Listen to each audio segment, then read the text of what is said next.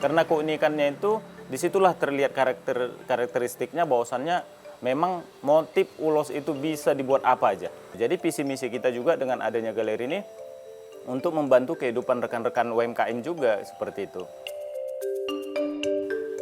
Horas, saya Robert Sianipar, pegiat wastra dan pemilik Galeri Ulos Sianipar.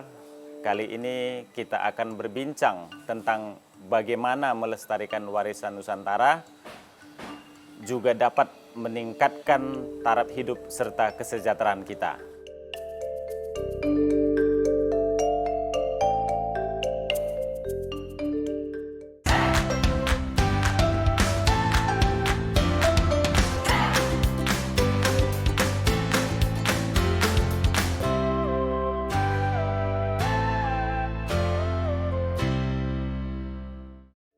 Saya lahir di Medan, saya sekolahnya juga di Medan, sampai kuliahnya juga di Medan. Saya alumni dari No Mention ya. Ibu ataupun orang tua saya juga pelaku usaha tenun ya, mereka berdagang ulos juga seperti saya sekarang ini. Saya banyak belajar dari mereka. Nah, di waktu saya masih SD, saya ngelihat tuh ada tenunan yang rusak, reject di rumah. Saya coba buat gunting-gunting, bikin kotak pensil, ternyata bagus gitu. Terus saya bilang sama ibu saya, Mi, kenapa nggak dibuatin jadi yang unik-unik lah, seperti tempat pensil lah, tali pinggang atau apa segala. Ibu saya bilang, lah ini kan ulos gitu ya. Saya bilang, ulos kan Mi, bisa dimacam-macamin motifnya. Ya udah deh, coba terserah mau dibuat apa gitu. Nah, awalnya saya bingung juga mau buat apa ya gitu, takut dimarahin juga ya, namanya juga kalau ulos diguntingin kan nggak boleh. Terakhir saya berpikir, cobalah yang reject-reject dulu dikerjain, yang rusak-rusak gitu. Saya bikinin tas, saya gabung-gabungin, ternyata unik juga gitu. Nah terus saya bilang sama orang tua saya, kita kan ambil tenunan itu dari daerah seperti Tarutung, Balige. Saya bilang gimana kalau tenunan itu kita buat di kota Medan. Nah ibu saya bilang sama bapak, ya kalau kamu bisa buat, ya cobalah gitu. Nah akhirnya kita coba. Nah di tahun 1992 saya belajar ke Bandung bagaimana cara ngecat benang, bagaimana cara membuat alat tenun dengan baik. Nah terus saya juga belajar ke Tarutung, ke Balige, bagaimana menenun ulos dengan baik. Nah dari situ ini berjalan gitu, berjalan. Akhirnya waktu itu kalau saya nggak salah kita ambil juga karyawan dari kampung, kita buat di Medan, terus orang di sekitar sini juga kita ajari. Nah setelah mereka juga mengerti, akhirnya berjalanlah pertenunan ulos kita di tahun 1992. Nah setelah itu kita mikir bagaimana kalau dibuatkan galeri gitu ya. Jadi di dekat pertenunan itu saya tinggal di sana, saya buatlah galeri kecil waktu itu. Nah sampai sekarang, nah galeri ini juga di tahun 2013 kita besarin. Di 2015 diresmikan oleh Menteri Tenaga Kerja pada saat itu Pak Hanif Dakiri.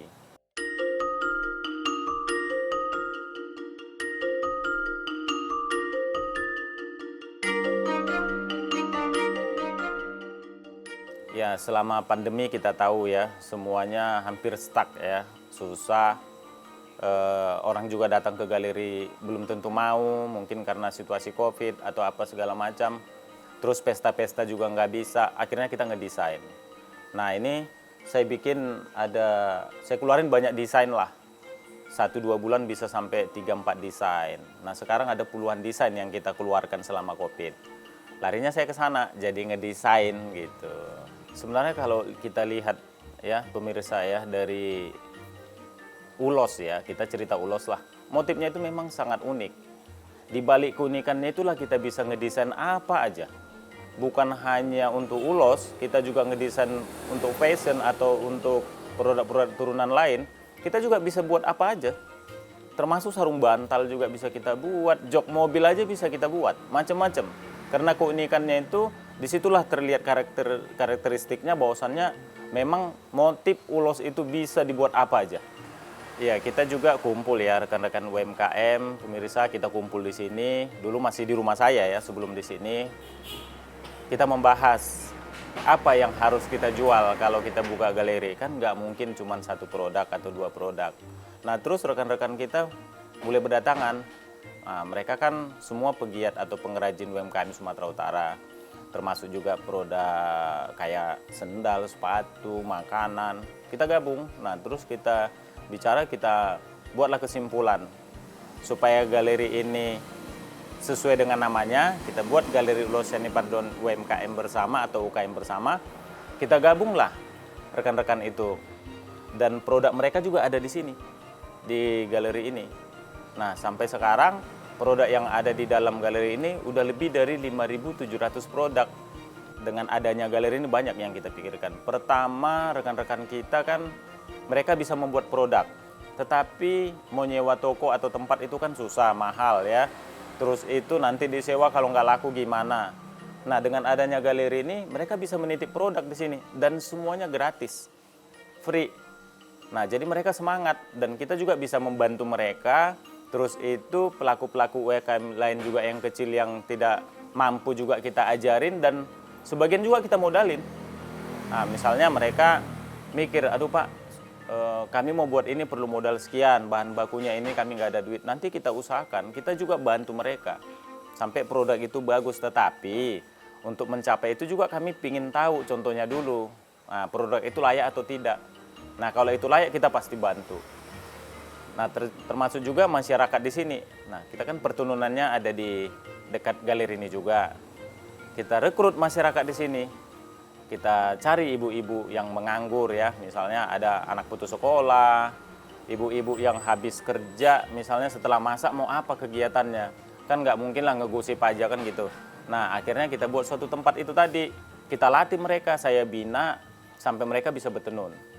Nah ada yang betenun, nggak ngerti betenun, saya bina ke yang lain, seperti melintir ulos, ya atau ngejahit atau apa. Nah tapi saya utamakan itu masyarakat sekitar. Gitu. Nah, akhirnya di lingkungan saya ini bisa saya bilang kalau ditanya pengangguran termasuk tidak ada pengangguran di wilayah saya.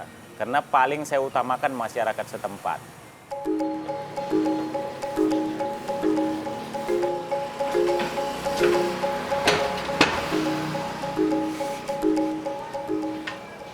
Nah, sekarang produk mereka sudah laku di tempat kita ini juga. Mereka juga dapat penghasilan lebih jadinya. Tidak perlu membayar sewa, dari situ aja mereka sudah untung. Dan harga jualnya bisa murah. Karena nggak dilibatkan dengan biaya-biaya lain, ya paling pajak lah. Pajak juga pajak UMKM, mereka bayar 0,5%, jadi semuanya murah. Nah itu, jadi visi misi kita juga dengan adanya galeri ini, untuk membantu kehidupan rekan-rekan UMKM juga, seperti itu. Awalnya sih orang pasti, kalau dibilang ulos, pasti tenunnya di kampung. Itu logikanya seperti itu. Tapi tidak ya, sekarang ini eranya sudah berbeda. Asal mau aja, niatnya mau, apa aja bisa kita kerjakan di kota, yang tadinya dikerjakan di kampung bisa di kota. Seperti betenun juga, banyak orang bilang, nggak mungkin ada pertenunan di kota Medan. Nah tapi kalau dilihat sejarah, datang ke lokasi, oh iya ya, ternyata pertenunan ini sudah lama begitu. Kalau penghargaan, saya dapat penghargaan dari tahun 93 dari wali kota. Terus dapat penghargaan dari gubernur, dari menteri, wakil presiden, presiden, lebih 50-an lah penghargaan yang sudah saya dapatkan sampai hari ini. Termasuk juga rekor muri, ulos terpanjang di dunia saya buat juga. Ya namanya penghargaan ya nggak bisa dinilai dengan uang ya. Penghargaan itu berarti sesuatu hal yang kita dapatkan bukan karena uang, tetapi karena sesuatu yang kita bisa, seperti itu. Bagi saya maknanya itu sangat besar gitu, memotivasi saya untuk lebih bagus lagi, lebih bergiat lagi, dan memotivasi masyarakat juga supaya boleh lebih dari saya. Jadi kalau kiat kita untuk mempertahankan ya, supaya jangan tergilas juga oleh zaman, mau tidak mau kita harus juga buat desain-desain yang unik, yang disukai oleh semua kalangan. Terus itu juga dari sisi penjualan, karena sekarang juga masa pandemi ya, orang belum tentu datang kemari, berarti kita harus jual online ya, di media sosial seperti di Instagram, Facebook atau apa aja. Nah, terus itu juga bagi kita pelaku UKM juga harus mampu ya bersaing, berinovasi untuk membuat produk-produk baru di mana pada saat ini kita tahu sangat banyak saingan. Bukan hanya di Indonesia sendiri, di luar negeri juga seperti itu. Jadi ayo sama-sama berjuang, membuat desain-desain baru, produk-produk baru, agar apa yang kita kerjakan bisa bertahan dan terus berjalan. Pesan saya buat termasuk yang muda-muda ya, kita juga, marilah kita bersama-sama mencintai produk ini, mempertahankan produk ini, karena produk ini adalah titipan dari leluhur kita. Bagi penenun ya, penenun kain ataupun pegiat kain, mari kita sama-sama berkolaborasi mempertahankan produk ini, karena kita tahu produk ini adalah produk leluhur kita, di mana produk ini juga yang membesarkan Sumatera Utara. Ayo kita sama-sama bekerja sama untuk memperjuangkan ini dan membuat produk ini dikenal di mata dunia.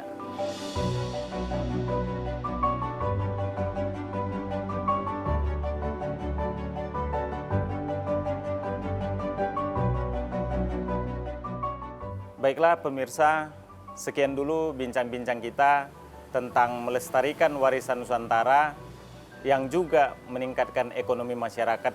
Semoga bermanfaat. Sampai jumpa. Horas.